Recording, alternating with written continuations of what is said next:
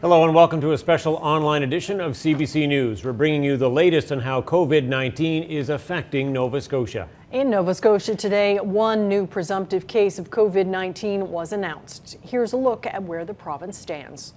There are now 15 total cases. 5 have been confirmed and 10 are presumptive. The 15 individuals affected range in age from mid-20s to mid-70s. More than 1,500 tests have come back negative. And while at this point there's no evidence of community spread, Premier Stephen McNeil says Nova Scotians must remain vigilant.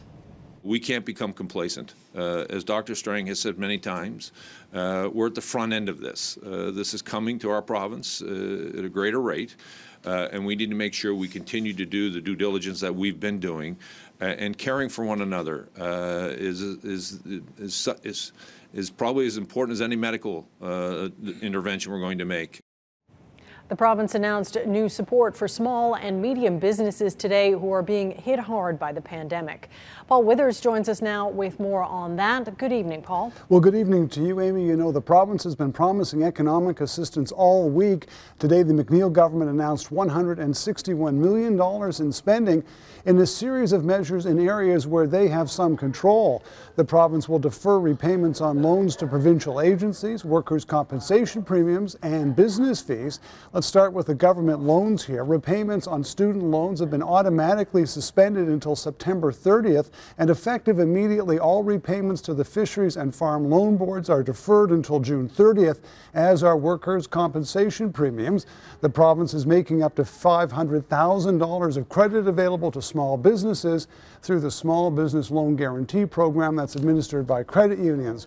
For those businesses who might not qualify, the province will guarantee the first $100,000. It's also offering communications companies $15 million in incentives to speed up rural internet coverage. Premier Stephen McNeil repeatedly called on Ottawa and the big banks to defer commercial loans. McNeil also suggested a stimulus infrastructure package is coming next week, and he had a message for the fishing, farming, and construction sector. I've heard from you, and I know the anxiety that many of you are feeling. Planting season is about to start, fisheries is about to open, and construction projects across our province are underway. To those industries, we are working closely with public health officials to ensure that you can operate safely. Your sector is an important part of our economy. We want them to continue to provide employment and keep the economy moving while public health advice, including social distances, is followed.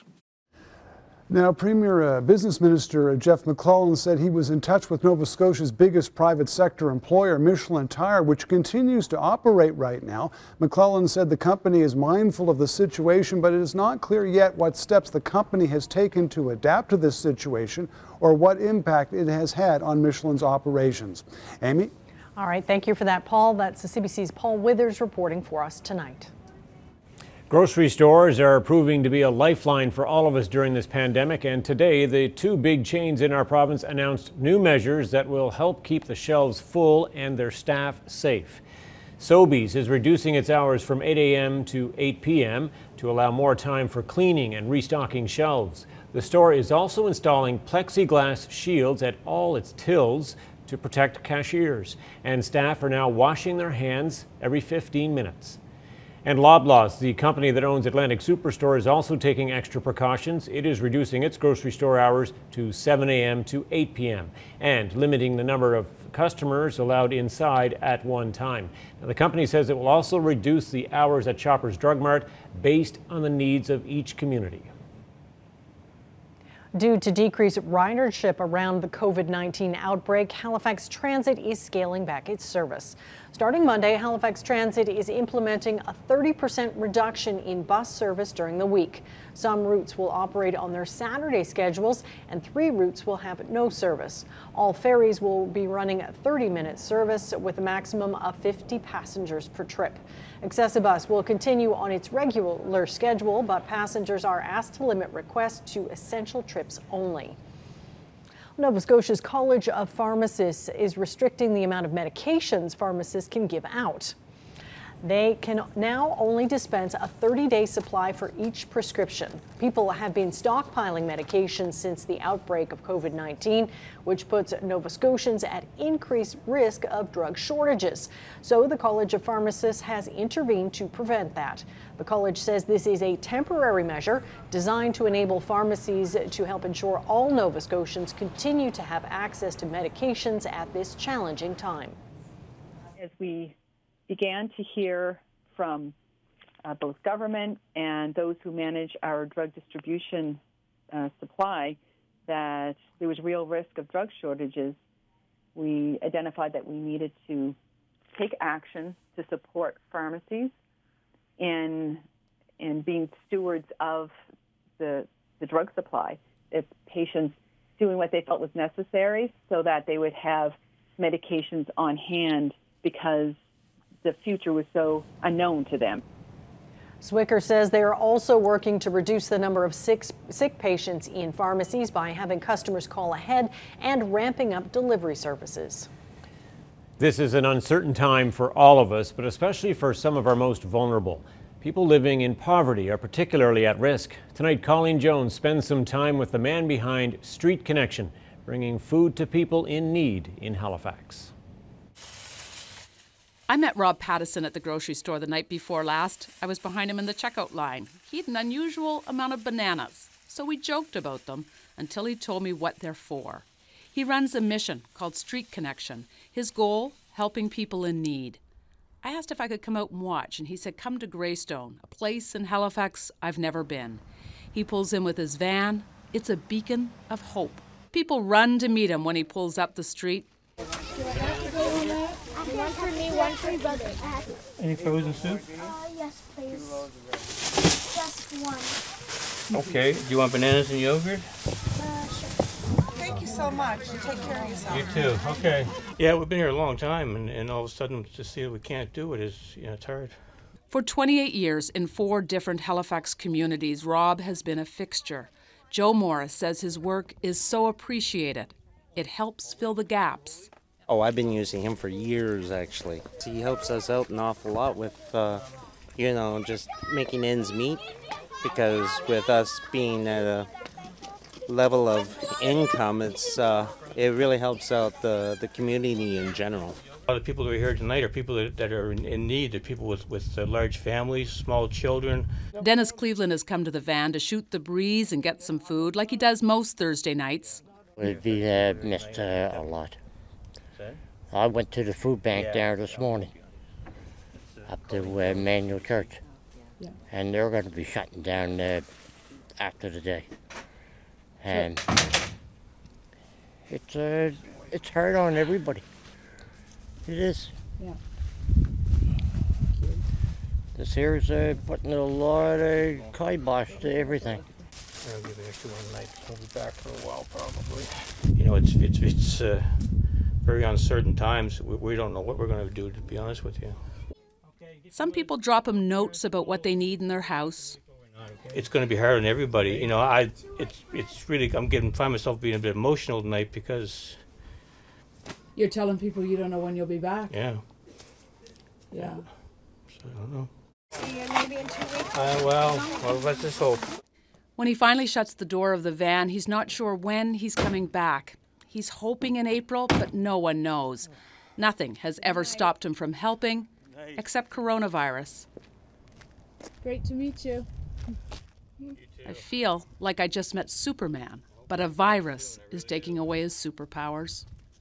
Colleen Jones, CBC News, Halifax.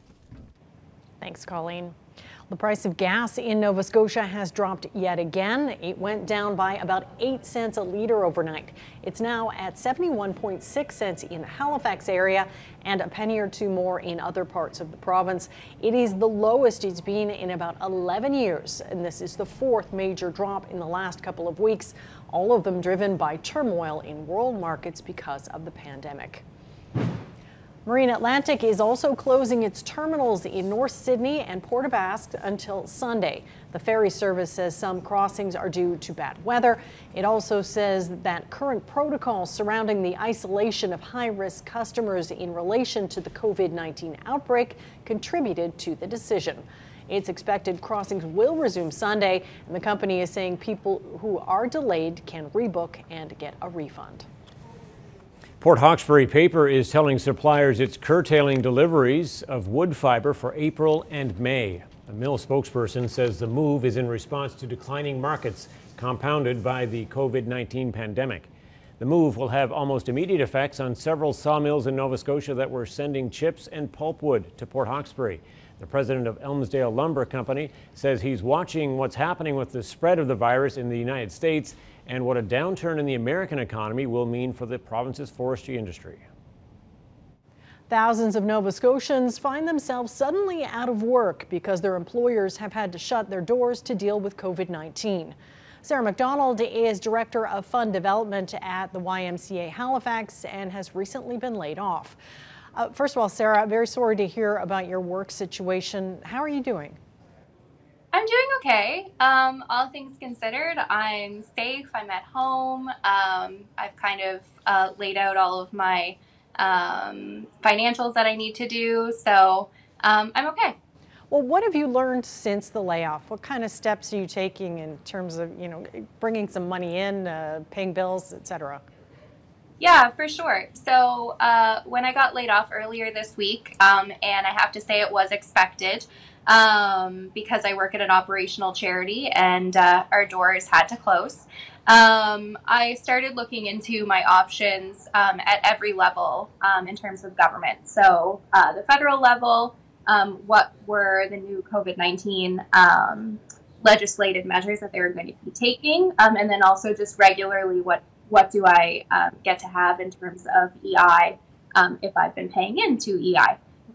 So I started to do research like that primarily, and then started to look at my finances to see what can I actually do here to mitigate the risk of having hardship, because of course I have bills to pay like everybody else. So now you made a list that you're sharing. Can you tell me about that? Yeah, absolutely. So I am a bit of a planner, a bit of an overthinker. And so I ended up making this list by hand in my notebook the day that I did get laid off. It largely centered around what I was going to do when, and also how could I look at my finances. So I did end up making a bit of a template based on what I did. And that was actually largely decided upon because some friends told me that I should. And I agreed. I felt pretty helpless. I didn't know how to help others in this situation. You're at home. You can't really even leave your house. You don't have this income. Usually you can donate to certain charities and things like that. And so I was feeling a little helpless in terms of how I could support others, because a lot of other people I know have been laid off as well. So I kind of looked down and saw what I did and thought maybe that could help others. And my friends kind of encouraged me to do that as well. Mm-hmm. And so my first day of unemployment, I got up, still went to my computer, and spent a few hours putting this together. Now, where can other people who are maybe in a similar situation find it? Yeah, for sure. So I have it hosted on my personal blog right now. And so the easiest way to find it, just because it's a bit of a long link, would be through my Twitter account, which is SmackDonna, so SMACKDONNA. And also, it's just being shared. So hopefully, CBC had mentioned that they'll put up a link as well. But yeah, it's just hosted on my regular blog. All right. Well, good luck, Sarah, and thanks so much for sharing your information with us. Absolutely. Thank you. Self-isolation and social distancing have become the new reality for many people in Nova Scotia. But one Halifax woman is using dance to try and bring people together virtually. She's hosting a daily dance party on her balcony, and now others are joining in. The CBC's Allie Thompson has that story. Every morning at 10 o'clock, you can hear music coming from Kaylee Dimmick's balcony. She's in self-isolation for 14 days after returning home from the U.S. But that's not stopping her from dancing with dozens of people around Halifax. She started a daily virtual dance party on her balcony. For me, when I get up and I do that dance and I put it on my Instagram Live, I'm fully in the moment. I'm not thinking about, oh, I should defer this payment, or, I should be trying to get this kind of gig, or I'm not thinking about any of that in that moment. And I think it's really important to have those breaks, because right now everybody's wheels are just spinning. Like, how can I solve this problem or solve that problem? Dimmick came up with the idea earlier this week after being inspired by videos of people in Europe singing from their balconies. She created a Facebook event Tuesday afternoon, encouraging people to join her for a dance to Gloria Gaynor's I Will Survive. There were more than 1,000 responses the next morning. I think right now having something positive to look forward to, and also just to focus on the positive things we have in our lives, is more important than ever. It's so easy right now to just focus on what we've lost or what we don't have, or people we want to see and we can't see in person. And so to really take a step back and go, what do I have? I think it helps to put things into perspective. Participants have been posting their own dancing videos in the Facebook event and on Instagram using the hashtag WeWillSurviveHFX. I think right now having something positive to look forward to, and also just to focus on the positive things we have in our lives, is more important than ever. It's so easy right now to just focus on what we've lost or what we don't have, or people we want to see and we can't see in person. And so to really take a step back and go, what do I have? I think it helps to put things into perspective. Dimmick says she plans to boogie every day and hopes her dancing helps others. Allie Thompson, CBC News, Halifax. Loads of positivity there. Well, you know what, and that's what the experts have been saying, is take a break from the hard news every once in a while and just sort of let loose. Nice for her to get outside too on the balcony, some maybe fresh air, go for a walk or something too. All right, long-term care homes in the province have stopped accepting visitors with the outbreak of COVID-19. But that didn't stop one Nova Scotia family from celebrating their grandfather's 104th birthday. And this is great. Neil Price turned 104 years old on Wednesday. Price lives in a long-term care center in Greenwich. A few of his family members came to celebrate, but since they couldn't go inside, they partied through the window. Price's grandson, Angus Morgan, says the family brought a cake and sang happy birthday, and his grandfather even mimed blowing out his birthday candles on the cake as his family held it up to him on the other side of the glass. Gotta do what you gotta do. Yeah, right? Well done. Well, that is it for us for now. As always, you can find the latest on our website, cbc.ca/ns, or on the CBC News app. What a week it's been. Sure has. Thanks for watching. We'll see you next time.